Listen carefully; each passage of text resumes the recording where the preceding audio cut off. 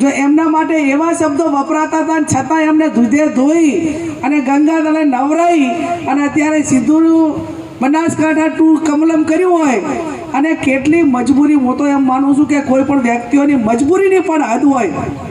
કોઈ આગેવાનને આજ હું લોકસભા લડું છું તો હું તમારા ગામ સુધી આવી તમને ફોન કરું, વિનંતી કરું, હજુ પણ તમને મળીશ.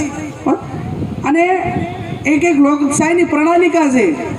આ તો વોટ એમને દુવા છે ને હામાં અહીંયા અરે સામેથી થાય છે.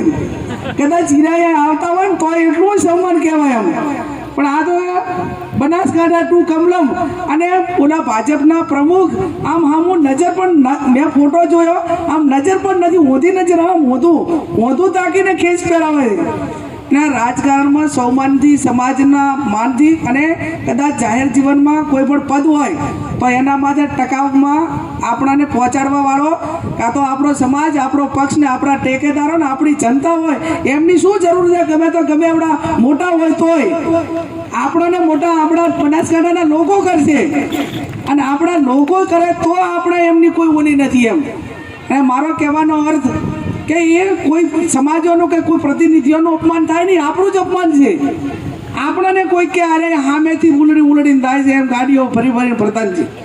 ત્યારે હું અભિનંદન આપું ધાનેરાના ઠાકોર સમાજને કે અભિનંદન એ બાબતના કે એમને 2022માં તમામ સમાજ ભેગો થઈને માવજીભાઈને મદદ કરી. એ સમાજના આગેવાનો કોઈ વ્યક્તિગત પોતાના ભલા માટે કે વ્યક્તિગત સ્વાર્થ માટે, નોકરીઓ માટે કે ડેરી માટે કે એમની બદલીઓ માટે કે એમના ધંધા રોજગાર માટે નહોતા ટેકો આપ્યો.